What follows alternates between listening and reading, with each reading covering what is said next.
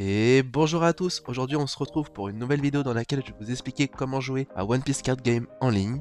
Actuellement il n'y a pas de moyen officiel pour pouvoir jouer à One Piece Card Game, donc on est obligé de se tourner vers des solutions qui ont été créées par la communauté pour pouvoir le faire.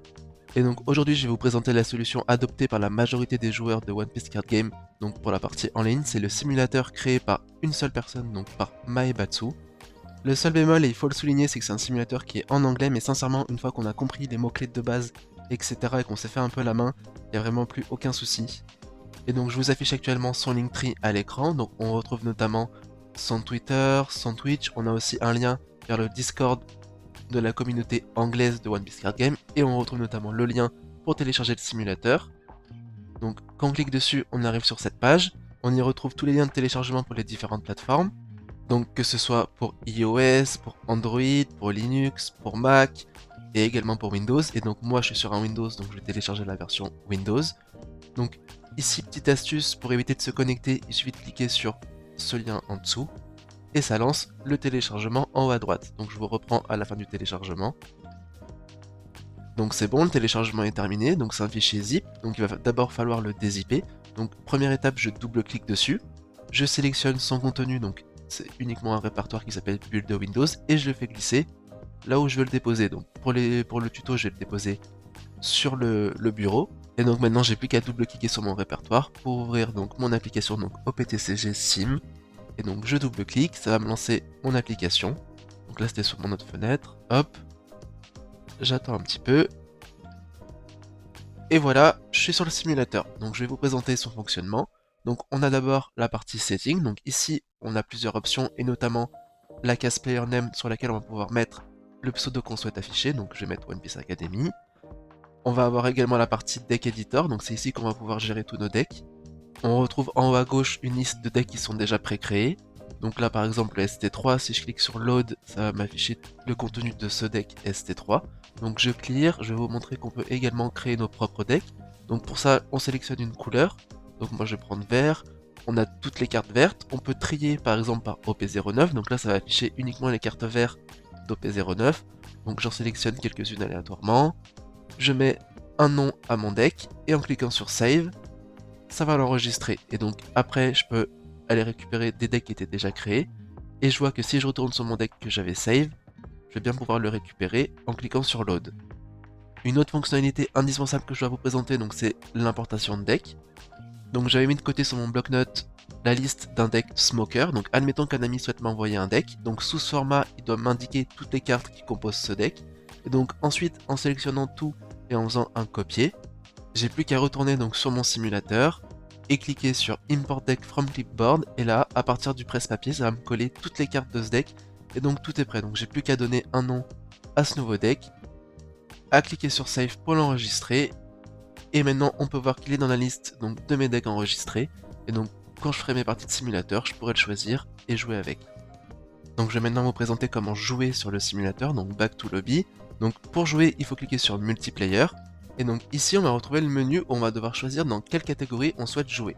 Ces catégories elles correspondent aux méta des différentes régions du monde, c'est-à-dire que nous, Western, donc l'Occident, donc la localisation anglaise et la localisation française, on est encore sur le OP09. Notre dernière sortie de set c'était OP09. Donc on joue avec les cartes de OP1 à OP09, alors qu'en Asie, entre temps ils ont déjà eu la sortie de EB02 et de OP010. Donc ils jouent avec plus de cartes que nous. Donc c'est pour ça que c'est deux méta différentes, puisque avec ces nouvelles cartes, ils ont la possibilité de créer de nouveaux decks que nous, on n'a pas encore. Donc c'est pour ça qu'on sépare ces catégories. Et donc en plus de ça, on a aussi la catégorie coréenne qui eux est dédiée à la localisation coréenne, donc ils sont encore sur du OP04. On a aussi Unlimited pour simplement jouer sans restriction, et Private pour faire nos parties privées également sans restriction. Donc admettons que je souhaite jouer sur une méta qui correspond à notre localisation actuelle, donc OP9, je vais cliquer sur Western, et donc ici je vais avoir les différents lobbies. Je vais pouvoir choisir mon deck en haut à gauche, donc on retrouve notamment le deck Smoker que j'avais créé juste avant. Et au centre, je vais retrouver tous les lobbies disponibles. Donc je peux cliquer sur Refresh Lobby pour avoir les tout derniers lobbies qui ont été créés. Je peux créer ma propre game en cliquant sur Host Public Game. Et je peux cliquer sur Quick Join pour rejoindre une partie rapide. Néanmoins, je vous conseille pas forcément du coup de rejoindre des parties en Quick Join. Je vous conseille plutôt de sélectionner vous-même dans la liste des lobbies contre quel deck vous voulez jouer. Donc dans mon cas, il y avait un deck Foxy, un Vegapunk et un joueur Oden qui souhaitait faire une partie.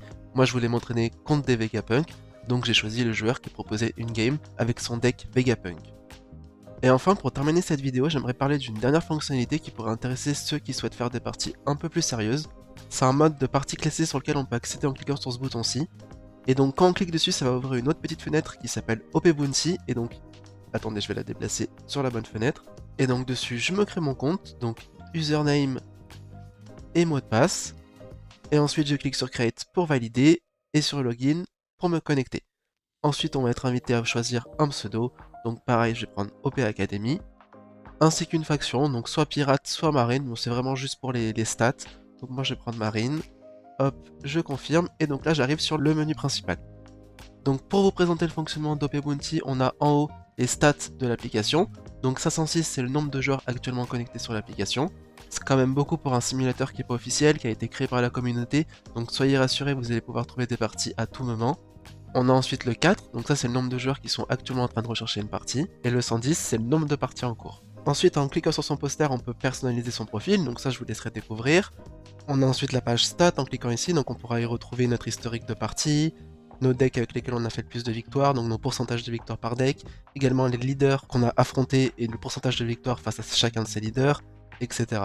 Et le dernier onglet qui va nous intéresser, c'est donc l'onglet Play West, donc ça c'est celui qui va nous intéresser si on veut jouer dans les mêmes conditions que les tournois en Occident, c'est-à-dire les tournois où on peut jouer de OP1 à OP9 et les decks ST, mais sans compter OP10, EB02 qui sont pas encore sortis en Occident. En passant la souris dessus, on voit qu'il y a 90 joueurs qui sont déjà en train de faire une partie dans ce format, et qu'il y en a 3 qui sont en attente de trouver une partie, donc on clique. Donc ça va lancer le matchmaking. Ici, ça va directement trouver un match. Deux solutions quand on trouve un match.